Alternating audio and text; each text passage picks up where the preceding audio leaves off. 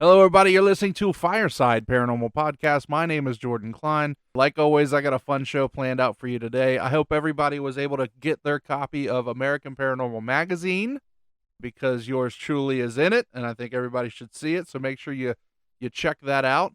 We also have another partnership with the show, and it is Wicked Cat Clothing, and Sarah's going to tell you a little bit about it.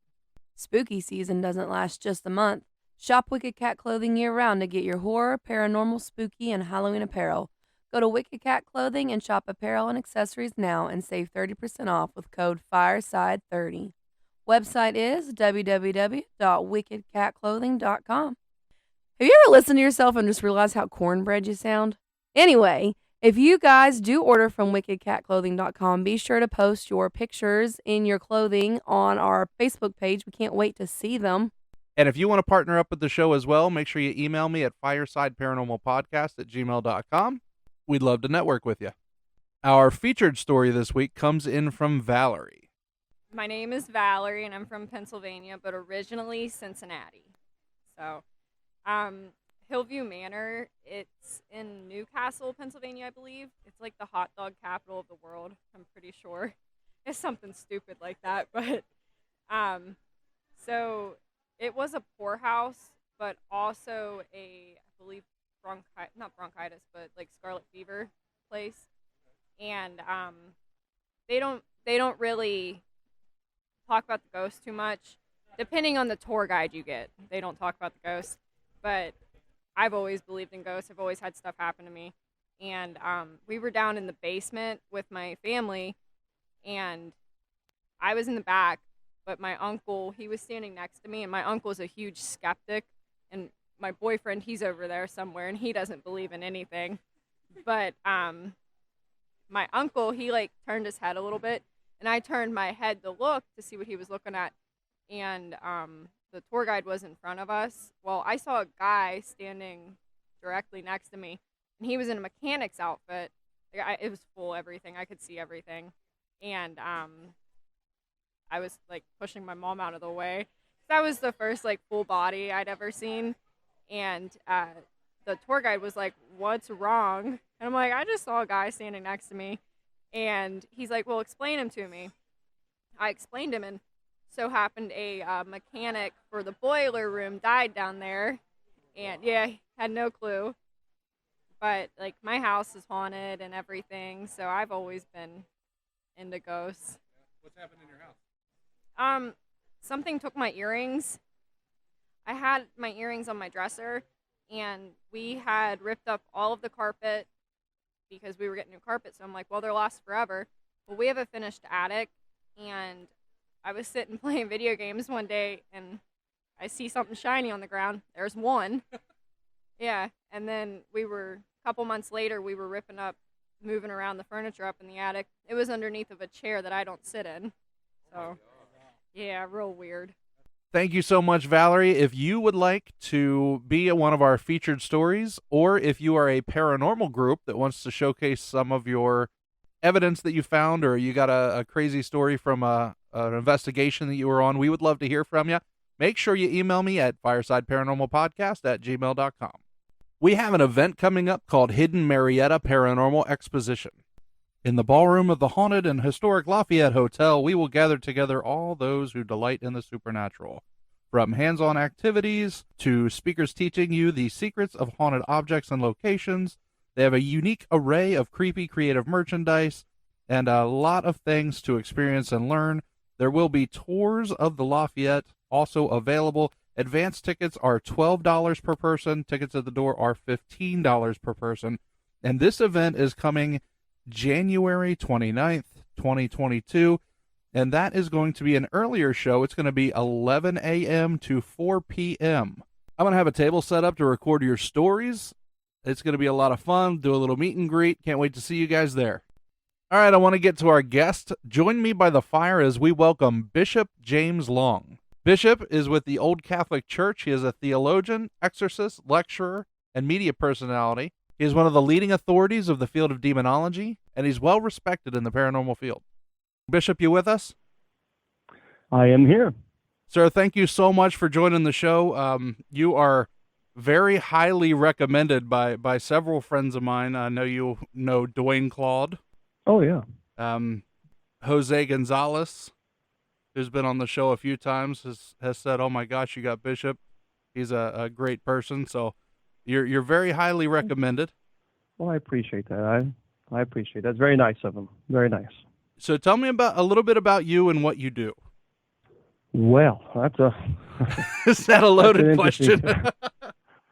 That's a big man. It's a well, it's it started 20 years ago, and I actually been in the paranormal for 35. It was the first time I actually investigated, and that was in Waverly Hills because I'm in Louisville. Okay, yeah. And so when I was there, back in the day, anybody could go up there. They would let anybody up there, no problem at all. And so a buddy of mine, we went up there, and that was interesting. But I studied for the Roman Catholic priesthood for 6 years.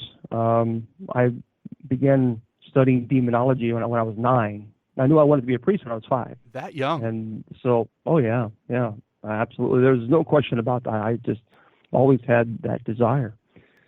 And at 9, I was reading books on demonology. And a lot of them, I didn't understand some of them, but still, I just could not put the books down. Just couldn't. No, that didn't scare you at all at 9 years old? No, it didn't really. No, because it almost became like an obsession. I needed to know more. I needed to see more. I wasn't really focused so much as I wasn't frightened with it. I was just more interested in, okay, I gotta see more, and that was important for me. And that's how it all started. And so, of course, I studied for the Roman Catholic priesthood, and I decided to join the Old Catholic Church because I wanted to minister to everybody, regardless of their faith. That was important to me, and so I did. And I was ordained a deacon priest and consecrated to the episcopacy. Now, 20 years ago, I didn't want to go public with my ministry. I wanted to stay private. Okay. I just didn't want to go public. But I had friends in the paranormal, and there was no one helping. At that time, I was there. I mean, the way we communicated was the Yahoo groups. That was the only way that the paranormal community communicated. That's how we spoke to one another. There was no Facebook or Twitter or all that other stuff. It was a lot harder to stay connected back then. It was. It really was. It was very difficult. And there was the only other Catholic. Well, he wasn't Catholic. He was an Episcopalian. Was Father Andrew Calder, and he did not want to perform exorcisms. He had no calling to perform an exorcism. So I knew Andy very well, and so I didn't want to go public. But when I did, that's when it just kind of exploded, and from ghost adventures to history and travel and all those other shows, here I am today. So I've been doing this now for 20 years, never charged, never have, never will. And I've performed 30 documented exorcisms as of today. Now, when you first got into, I guess, the Waverly, when you got into there, were you a priest at that time? Oh, no. Mm-mm. No, I was just, I was just, somebody wanted to go over there and check it out with a buddy of mine because they allowed us. You could. Yeah. And you were allowed to go up there, and that's what I did. And so we went up there, and it was, Waverly did not let us down. I'll tell you that. It was a pretty intense place. If anyone's ever been, they know. It's a very intense place. Now, you travel around doing, you said you've done 30 exorcisms. How does that come about? You can't just call you up and say, "Hey, I need an exorcist." There's a process, right? Oh yeah, sure, absolutely. It's extensive, and it has to be. It needs to be. And people who just perform exorcisms on individuals without following protocol, they're going to do some damage to an individual. And so we're very strict. Matter of fact, we follow the same protocol in the Roman Catholic Church. Okay. So if someone says that they're possessed, so okay, that's fine. That's what they claim. Well, we got to validate this. And I am one of those individuals that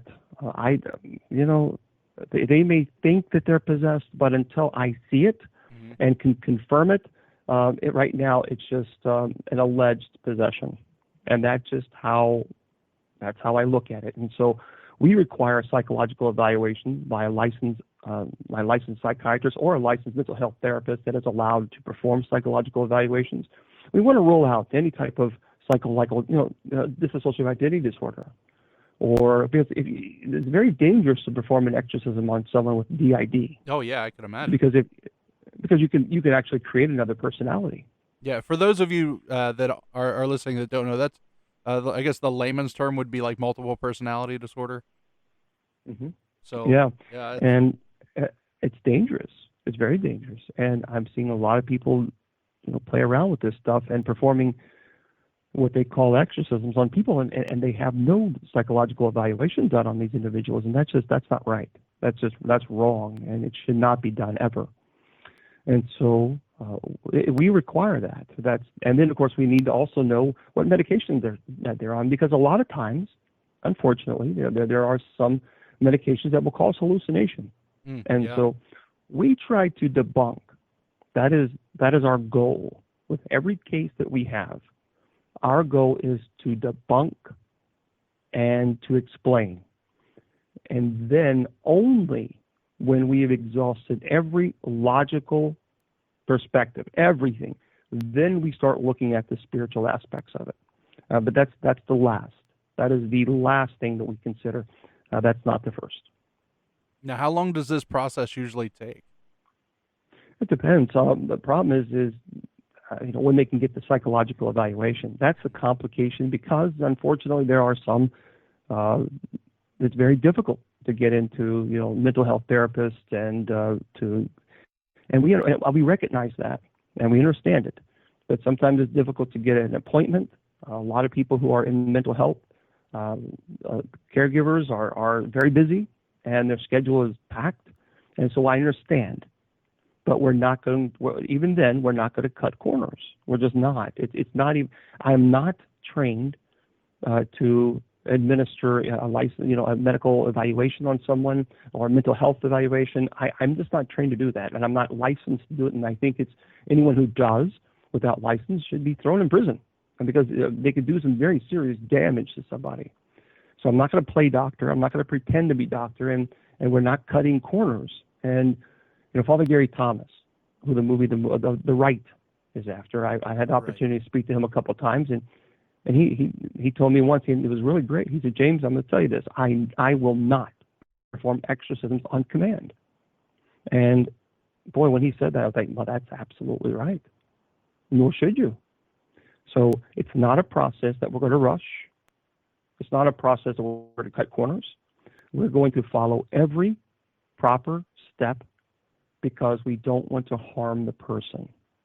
Now, when somebody contacts you, right, what is the big discerning factor in you?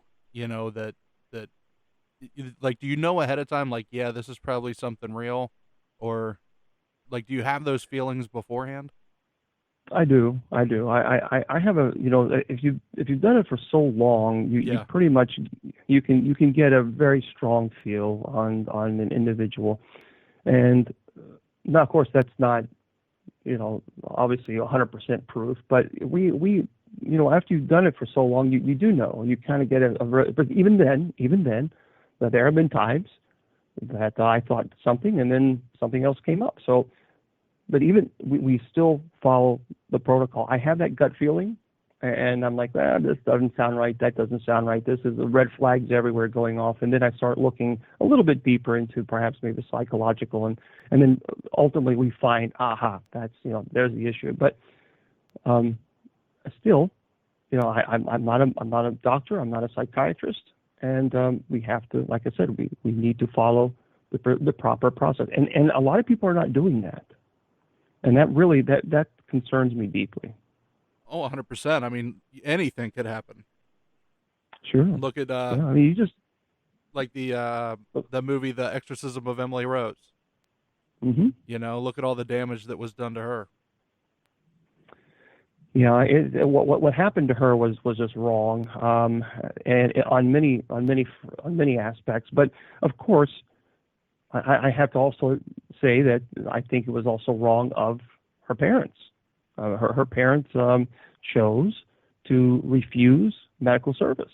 Yeah. Because they felt, but she did too. Annalise did as well, because she felt that the medications for her seizures was not working, and that they decided to basically remove any type of medical procedures to help her. Which I think that's when the exorcist should have said, "Whoa, hold on now, she's 68 pounds. She's 68 pounds when she died. This isn't something is not working.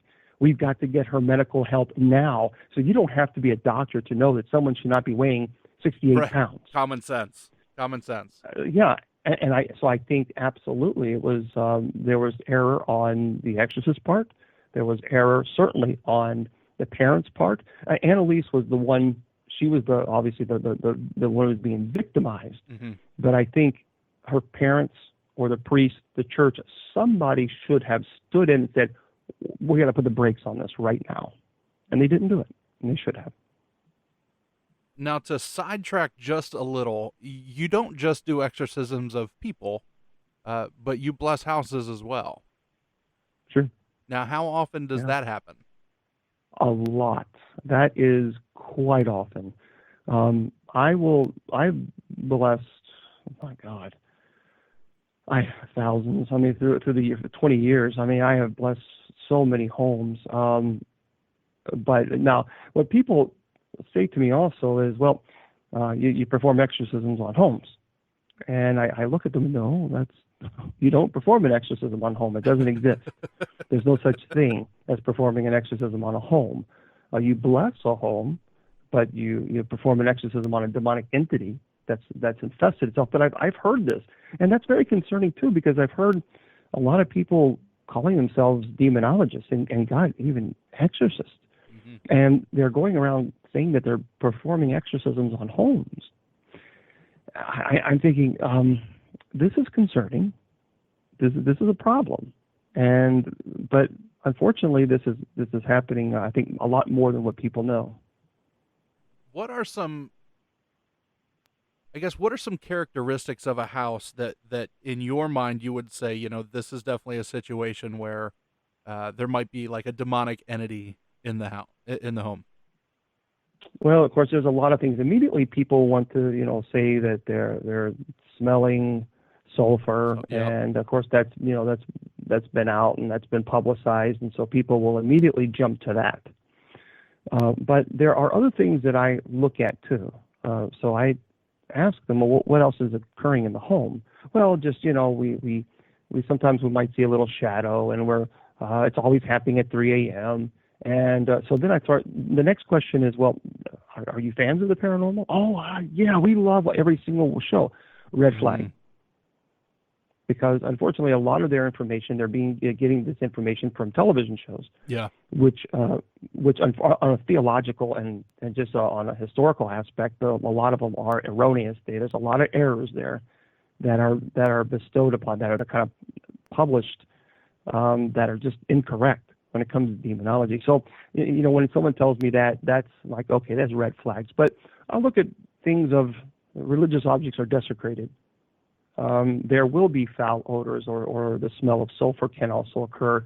Bangings in threes as a form of mocking of the Trinity.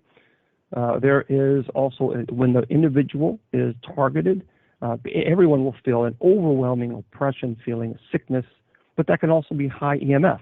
Yeah.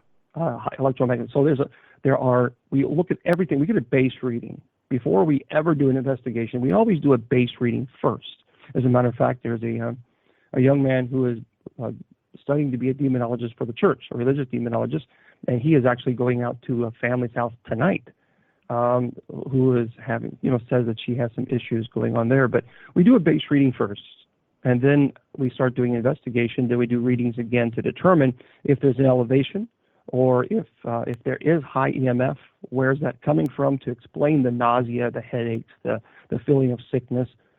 And of course, if none of those are there, then we start looking into the possibility of demonic.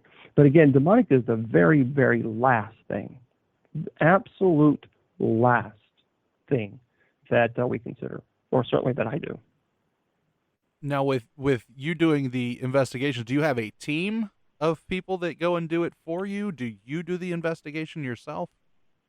Yeah, I wish I could. I do. I missed. I really do miss that ability to just go out and investigate, for fun. I wish I could do that. I don't. I can't, unfortunately. And so I have a team, and we actually have, I'm training now 3 individuals who have said that they feel that they have a calling from God to serve as a religious demonologist for the church. Mm-hmm. So I'm training them, and one of them actually is going out tonight to a case. And so, but basically, I started the paranormal clergy 20 years ago, and the whole purpose of the paranormal clergy was because there was no network organization that from all around the United States. I kept getting so frustrated with that because no matter, I did everything to try to find and network with people, but it was very hard because some people, this is my case, this is mine, and that kind of silliness, and that was frustrating. And so what I did is started the paranormal clergy, and the whole purpose of that was to find teams that are credible, that are respectful, that don't believe everything is a demon. And they go out and they investigate. They try to debunk. And then if they can't explain it, they send the information to Rich Valdez, who now owns the paranormal clergy, because that was the whole point.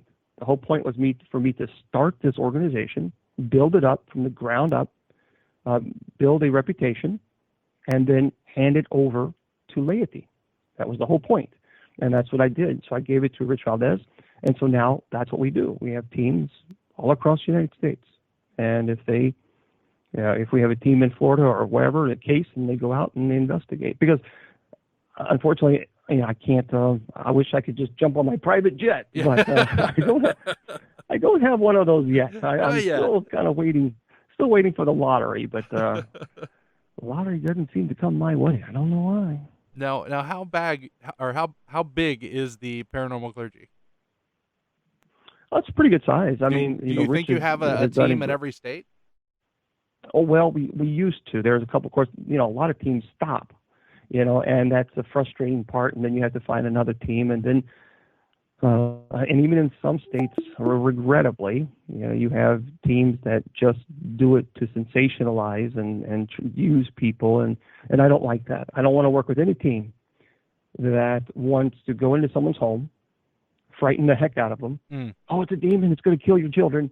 And then put it on YouTube just so they can get likes. Oh. That to me is repulsive. The one thing that infuriates me the most is talking to some of these teams that, will go in there and they don't really want to prove that it's wrong. They're not trying to debunk it. They just want to see what it is, and they're open to it. But then all of a sudden they forget, deep in their heart, that this is a family.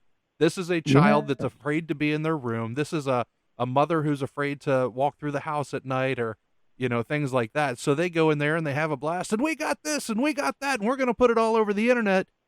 But they stirred all this up and hey, well, we're done here. Have a good night sleeping. Bye.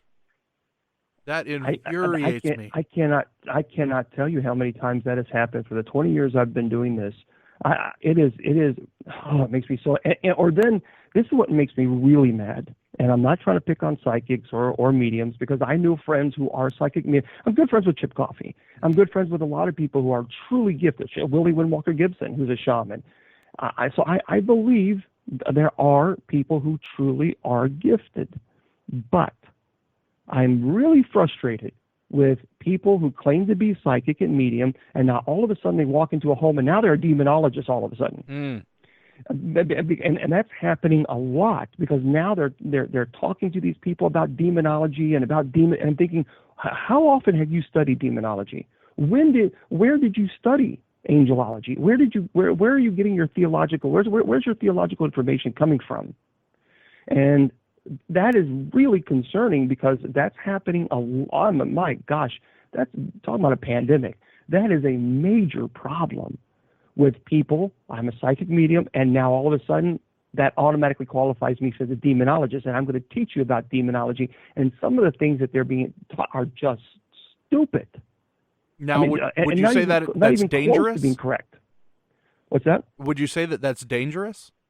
Well, hell yes, because there was once a person who claims to be psychic who told this family, now, this is a demon, but you can talk to the demon, and you can plead with them, and you can even help them. Like, Are you stupid? Are you really? What is wrong with you? Where did you get your information from, the Cracker Jack box or something?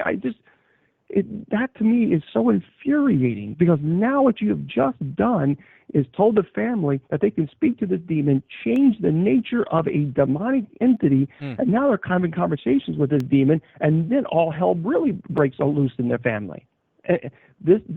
My gosh, I cannot tell you how many times this has happened. Wow. It is, when I tell you it's a lot, I mean it. It is. I just got off the phone just the other day with a person who again, the psychic was telling, well, you can change the nature of the demon, you can help them, it's okay if you use the Ouija board, it's okay if you use the pendulum, it's okay if you use these things and communicate with this thing, because you can change it, you can show that you're love, and you approach it with love, and you can change the nature of the demon. Give me a break. Now, what are your thoughts on like the Ouija board and things like that? Stupid. Stay away from it. I know that was going to be your answer. I just wanted to throw it out there. Just in case anybody out there was wanting to know, here is one of the leaders and authorities in demonology. Straight up, it's stupid. It's very dangerous, because look, the whole purpose of the Ouija board, the whole purpose is to communicate with the spirit world. That is the purpose as to why it was created.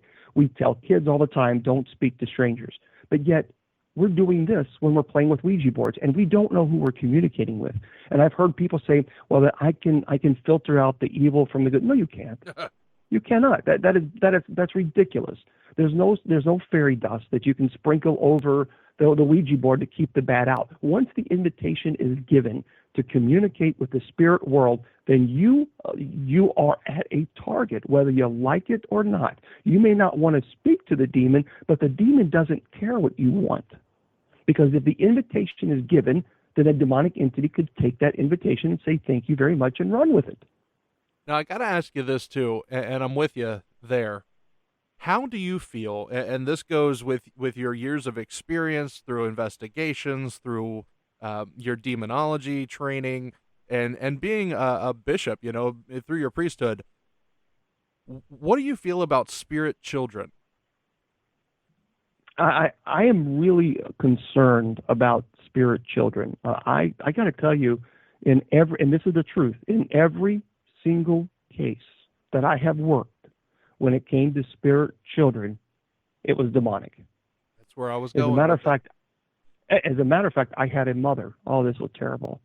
I had a mom, a case, and she was a young mother, and she had done some things in her earlier teens that she shouldn't have done, but she did it anyway, and okay. Well, she had lost her 4-year-old boy. He went out and played ball, and he kicked his ball in the street, and he got hit, and unfortunately, he was killed. And wow. So she was terrified. She was traumatized, and she was in mourning. But 2 days later, she was laughing and smiling and talking about her son in the present tense, that he's here. And so she would be, the family would hear her sing his favorite lullaby, and so they snapped a photo of her on the bed, and it looked like she was holding something, and they couldn't see it, but it looked like she was holding like a child or something. That's what it looked like. They snapped this child or this photo, and it's a full body apparition of this little. You clearly, I mean, it's a full body apparition. She doesn't want to show it, but if she ever showed this picture, it would absolutely make jaws drop, because you see the entire silhouette of this boy, but you don't see the eyes. And so the family brought me in because they thought something. They just wanted to make sure. And I did a few things to determine, and we got some pretty violent activity. And unfortunately, I had to help her through the fact that this was not her son. And that was hard. And so we got her counseling and grief counseling, because she lost her son 2 days ago. Or not 2 days, but just 2 days ago in that situation. And then she thinks she's seeing her son all over again. And now she's realizing that it wasn't her son. It was actually a demonic that she had summoned with some black magic and some things she shouldn't have done in her teenage years. And the demonic was just sitting and waiting patiently until the opportune time. So you're saying that something she did as a teenager was there and just waiting for its time? Yeah. Really? Well, demonic, you got to remember, demonic entities, time does not exist outside of life. So in death, time doesn't exist. So like in heaven or hell, it exists outside of time and space. We're restricted in time and space because we can't be in two places at once. Right now it's 9:20 or whatever time in Eastern Standard Time or your time, whatever. We don't know what time it is as far as in heaven or in hell. We just know as theologians that it exists outside of time and space. So therefore, demonic entities are very patient. They're very, very patient, because 10 years to us is the blink of an eye to them. So we have to think from that perspective. Why would they wait for 20 years to attack this woman? Because 20 years was nothing to them. Wow, you're like blowing my mind right now. Mind blown. Yeah, there we go. So how often does this type, because that's not a possession, that's not something that you're exercising. So how often does situations like that happen that you have to deal with? Oh gosh, a lot. There's a lot going on now with people doing things, especially now, and they don't realize what they're doing. And they're seeing a lot of the television shows, and I have done a lot of television shows, the Ghost Adventures and Bobby Mackey's and all that stuff. But I did it to try to teach people that this stuff is dangerous.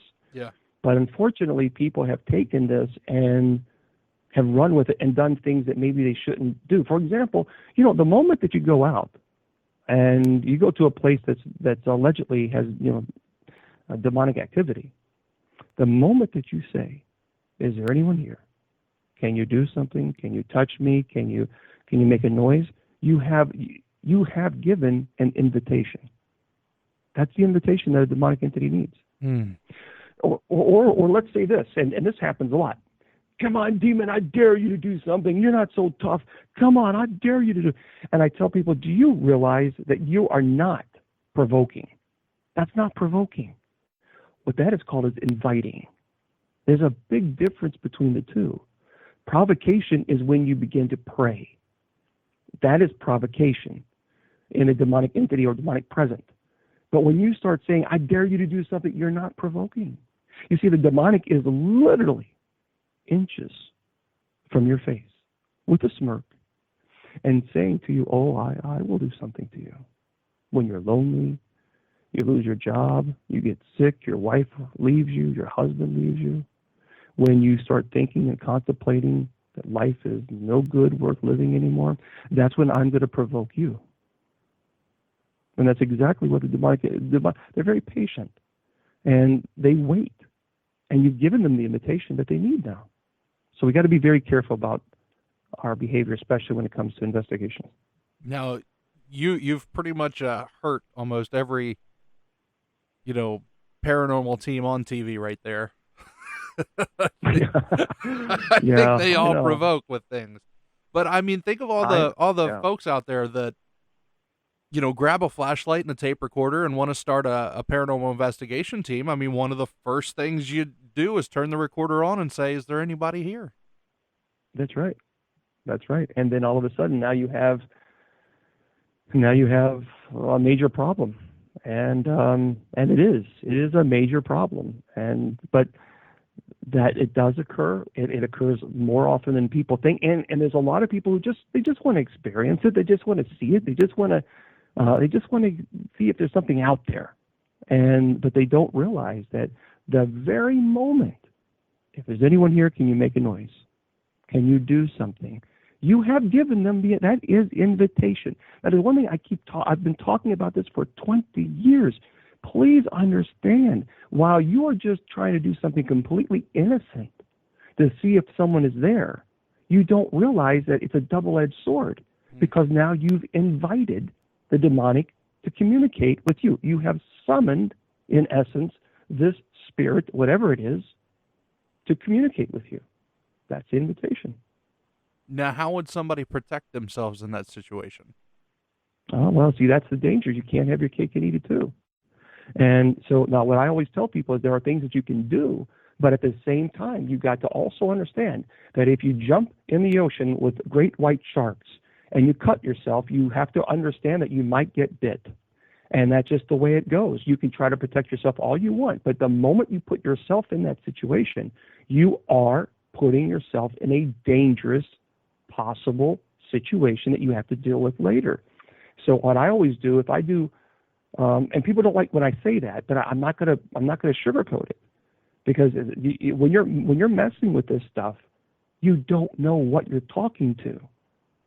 You don't know who you're speaking with, and there is very serious consequences that come with that. So I always, even me, if I do EVP work, I will always do preliminary questions. Do you confess Yahweh is your God? Do you kneel before the cross of our Lord Jesus Christ? Do you confess that Jesus Christ is the Son of God? I will ask those three questions. Now, at one time, Class A EVP, it was. I mean, it's clear as day. Really? Do you confess Yahweh is your God? The answer was hell no. Oh, wow. So I mean, it was Class A. It was clear, like I'm talking to you, very clear. But I always do preliminary questions. But even then,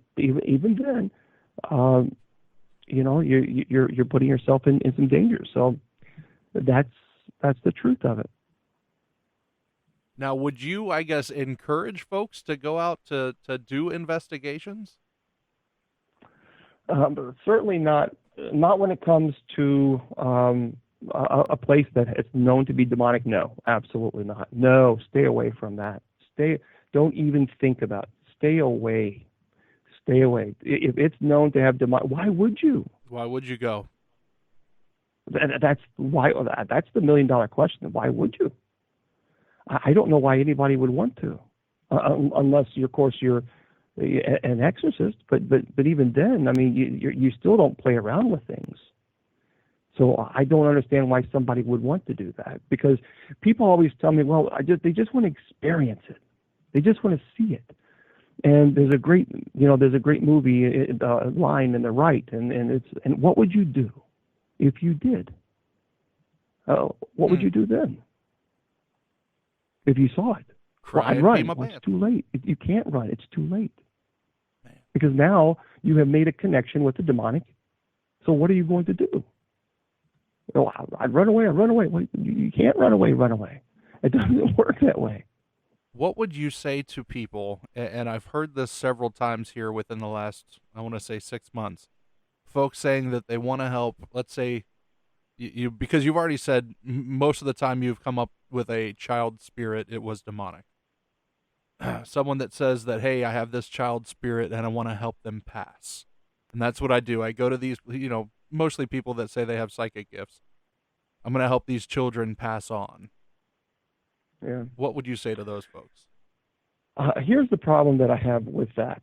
And again, I don't make people happy when I say this, but as a theologian, I have an issue with that from a theological aspect. And the reason that I have a problem with that is because the idea that they are going to help someone pass over implies that God can't. Mm. And that is a big problem with me, because And so we, mortal beings, we have now this ability that God doesn't. We have the ability that our guardian angels don't. Well, that logically, from a theological, philosophical, it doesn't make sense to me. I understand someone saying this out of concern and saying this out of the desire to help this child. But see, that's where the demonic entities can easily manipulate you.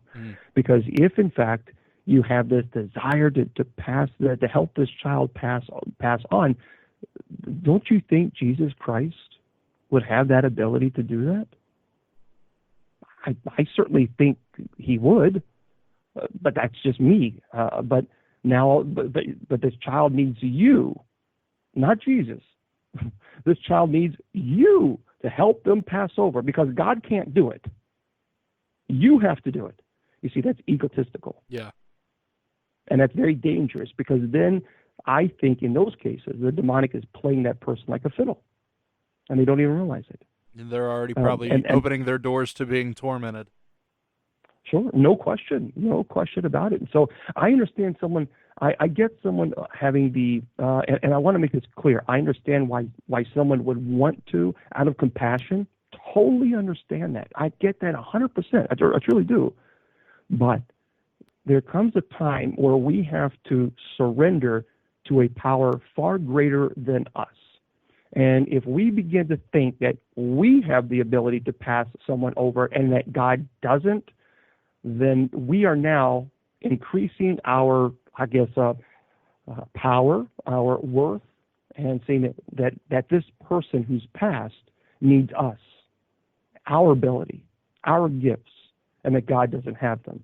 I have a problem with that. I have a real, especially when people say to me that I'm going to. A lot of people have said, "Well, I'm going to force this person over.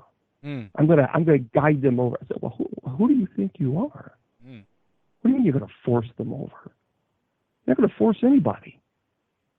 The idea now that you're going to take this person by the hand and push them towards the light.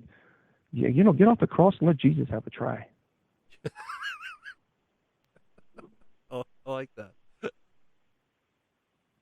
I mean, that's very dangerous when you start implying that you have that ability and that God doesn't. Boy, that's heretical. Now, do you believe? And I know you say you have some friends that have gifts. Mm-hmm. Like, do you believe? I guess a Christian can be psychic. Oh, sure. Absolutely. I definitely believe that, because I don't think being a psychic or medium is a bad thing. I think that what people do sometimes with those skills can be bad, taking advantage of people. I don't like that. You see that a lot. I don't like taking advantage. What's that? I said you do see that a lot. Oh, dear God. Especially when someone loses a loved one. And, they go to a psychic because they want to have that one more connection, or they want to know something, is their loved one trying to say something?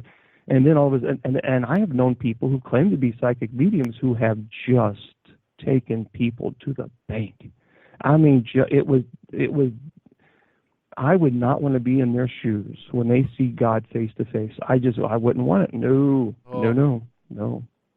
That's judgment. It's shameful. It's very shameful.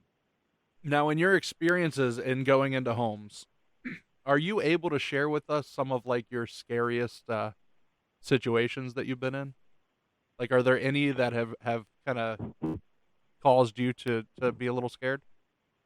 Oh, sure, yeah. I mean, I'm always scared for the person who is possessed, because especially when you're dealing with possession, and I'm talking about valid possession. I'm not talking about someone who's flopping all over the ground like a fish out of water and trying to do this for attention because they think that's what you're supposed to behave like because you're possessed. And I've had a case like this before. I have very few times have I been so angry, but I was fuming because now keep in mind, I got a call from an elderly woman, grandmother, if you will, and she was taking care of her grandchild.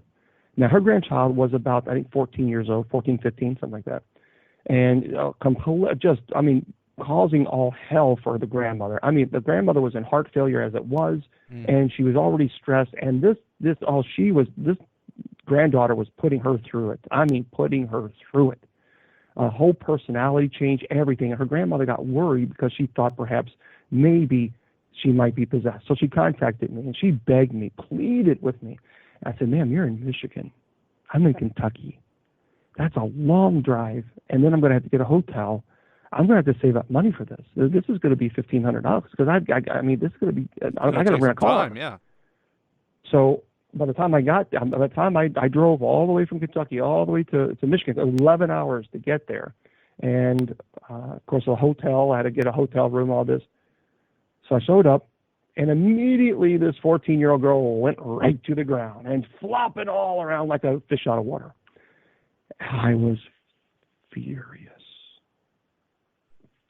First, I was furious because how could you do this to your grandmother? Mm-hmm.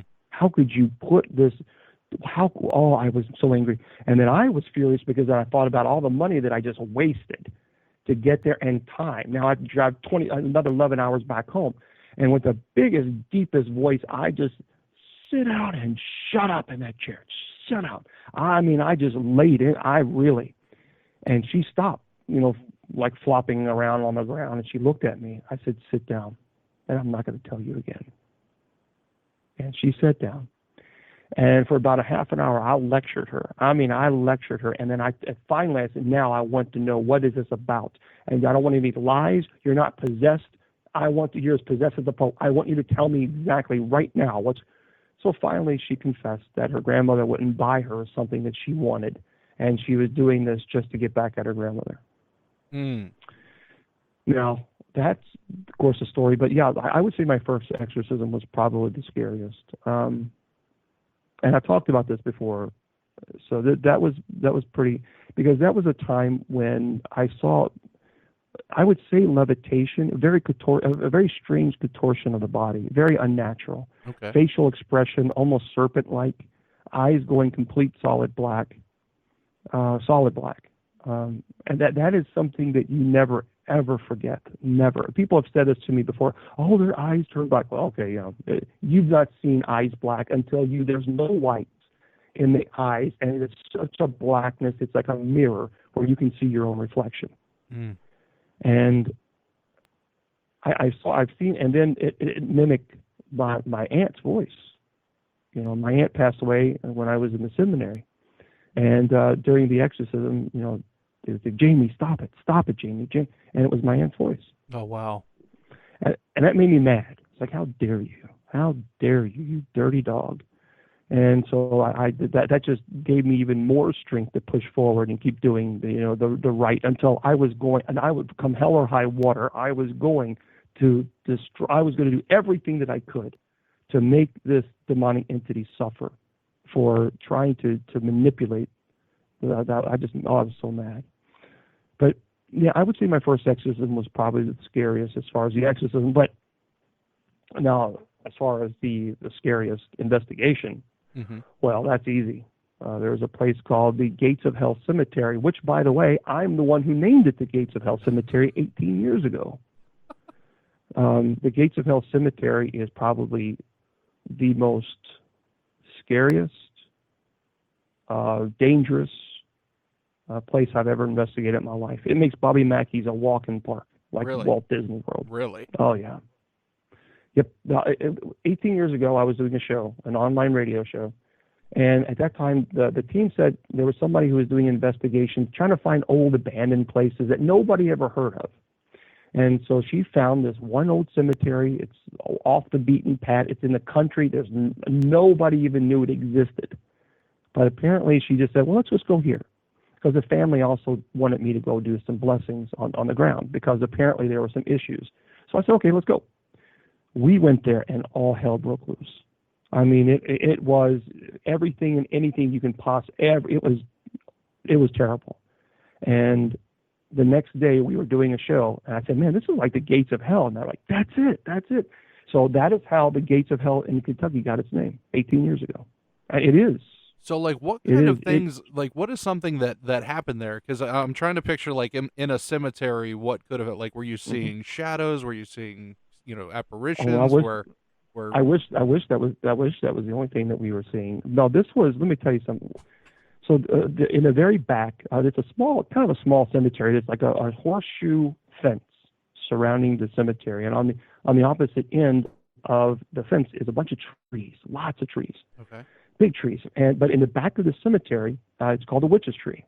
Now there's one way in, one way out. It's at one path, so you got the same small little path. But in the very back, a lot of satanic rituals are performed at the witch's tree. But we were there once at midnight, and it was in the middle of summer, and the crickets. And remember, this is in the country. But once you get off the main road, it's I think probably like a 2-3 mile road, windy road. I mean, you feel it. It is overwhelming oppression. It is intense oppression. Wow. And so we went there, and we went to the back where this tree was, and the crickets were going off. It was summer. And we were back at the witch's tree. We were getting ready to do just some investigation, and the wind started blowing. But strangely, the wind wasn't blowing where we were. We didn't feel anything. But on the top of the trees, it looked like a storm was coming in. That's how much the trees were swaying back and forth. And the crickets stopped. Everything. It was dead silent. Nothing. And again, this is out in the country. And then we would see hundreds of shadow people darting in and out behind the trees. But they started in the back of us, and they were kind of going around further and further, and they were clearly surrounding us. No question about it. We knew that if we had stayed there, we were going to get hurt. Oh, wow. So we said, it's time to go. So, because we didn't want to provoke, we weren't ready there to do blessings. So we left, and we were in the entrance. We were talking about what we had experienced, and someone turned around with a flashlight. Now, this was a full moon, and there's a big tree at the very entrance of the cemetery. And I kept hearing this clacking noise, and he was shaking when he was holding this flashlight on this tree. I mean, he was shaking, and we all looked at this tree. Now, the moon was right behind this big tree. I don't know what this thing was. I would love to know. I would take a lie detector test right now. We all saw it. It was a massive, it looked to me like a 10-foot creature. It had a bat face. The eyes were solid red. It had a long torso, like a human torso. We could see the claws on the feet, the huge bat, like the wings of a bat. That's what it looked like. It was spread out from one end of the tree to the other. We all saw this thing. I mean, there wasn't a figment of imagination. We saw it. I mean, he was shining the flashlight on the darn thing. It didn't make a noise, not one noise. But we knew that if we went 1 inch closer, we were going to get hurt. I mean, that was it. We took off. I have never seen something like that in all my life. Never. It drives me crazy because I don't know what it is. But now, have you been my back? Dog. Oh yeah, I've been back before, but I won't go back at night. Yeah. No, that is because intense. that's just tempting fate. That's tempting fate. I just, people say it was Mothman. I don't know what it was, but I do know that it was very, very dark, and it was dangerous. It was big, and Bishop David Price was with me, and Bishop David's one of those people. He's a skeptic, as I am, but we all saw it. It was intense. Now, I want to give, because I know as far as time-wise, I know you have something coming up here soon, your prayer meeting. Yeah. If anybody out there wants to get a hold of you, what is the best way to contact you? Oh, boy. Well, I would say they need to probably go to my website, bishopjameslong.com, and there's a contact us button there. Just do it that way. That's probably easiest because I have TikTok, but I'm not trying to be rude. I have 12,000 messages on that sucker, and I can't keep up with it. I just can't. And I wish I could. And even Facebook or my email, I got 7,000 email messages. I can't. So I do the best I can. I volunteer as a chaplain for the hospital for between 13, 14 hours a day. And then, of course, as presiding bishop of the church, and I'm teaching demonology and teaching seminarians. So pretty busy. It's pretty busy. But I do the best that I can, and that's probably the best way to reach me.